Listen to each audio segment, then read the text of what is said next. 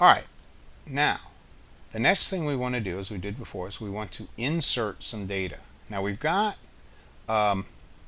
multiple fields here, so we're going to be approaching this a little differently. Again, there's a whole bunch of different ways that you can actually do this. I'm just going to show you one, the most direct, if not always the simplest way of doing it. All right. When we insert data, we use the insert command. Insert into test1. Okay. Then we enumerate the fields that we're going to insert into. Now, as it turns out, you don't actually have to insert into every single field unless it cannot be null. If it cannot be null, which we've only specified for ID, then you have to have some sort of value to insert there. Right? Otherwise, you can leave the others blank. Probably not a good idea, but again, it's just one of the many conditions that you can set up in a table. All right, so ID, name, and zip. All right, and we're going to set them, and the command is actually values. It's going to work the same way within PHP, except there are going to be some special considerations. We're working with variables in that particular case, and we are working with string data.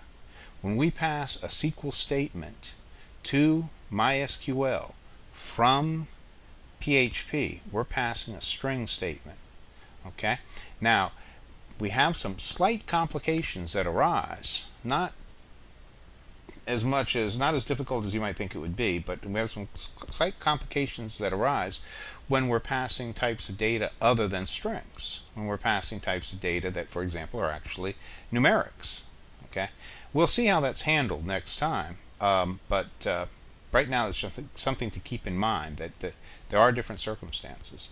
Okay, so let's see, values, and then I would set my first ID to 1, and then name is going to be George, and then the zip code is going to be, because once again it is text, we'll just say 1, 2, 3, 4, 5. It's a very clever zip code, and then hit enter, and of course there's our data.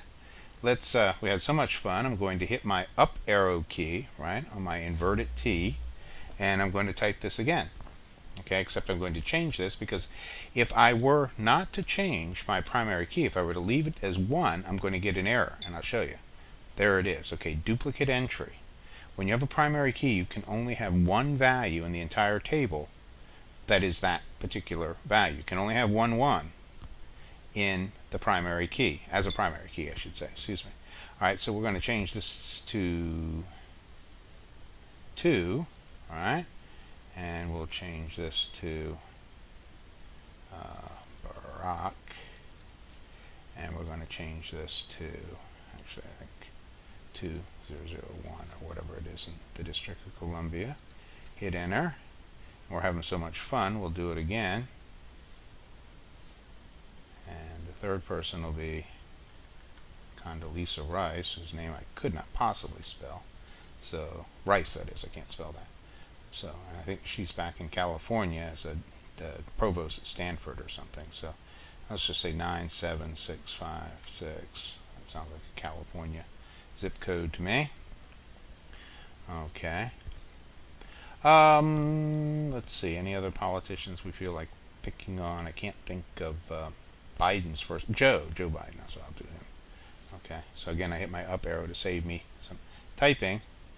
You know that Joe Biden's wife teaches at Northern Virginia Community College, right? She's an adjunct. She teaches English. She's got a doctorate in English, so that's kind of interesting. And we'll give him a Delaware zip code, even though he lives in the district now, because he would live at the vice presidential mansion. But I wouldn't really know what I'll just say 19876. All right, we could go on like this all day. But the truth is, once I do a select star from test1, right, there are all my records. There's my data. Now, the thing about the select statement is we're going to see when we do a little bit more work with PHP is that it takes clauses, the various clauses to modify it, which we can use to filter out or drill down to data that we want to get. So, for example, I can say select all from test1 where ID is equal to 3. And I get just one record. Oh, it gets much better than this. I can also say select name. I don't have to take everything. I can just say name, comma, zip from test1 where ID is equal to 3. If I already know the ID, then I probably don't need to see it anyway, right? Or I can say select name from zip, name, comma, zip rather, from test1 where ID is equal to 3 or ID is equal to 2. And I get my two people who have 2 and 3 as their IDs. So you get the idea. With the select statement, you're not restricted to saying all, star. That's easy when we're working with small data sets, but usually we want to just drill into a few fields, not a whole bunch. And you can certainly have complex expressions in the where clause. All right, so anyway, we've got our data. Let's take a look at it once again from test1. There we go. We're going to make some modifications. Now, actually it is possible to modify the primary key, but I'm not going to get into the database theory that surrounds defining primary keys, unique identifiers. But if you would have occasion to change it, that would suggest that perhaps it isn't something that uniquely, specifically identifies that particular entity and no other. So, but just a possibility there.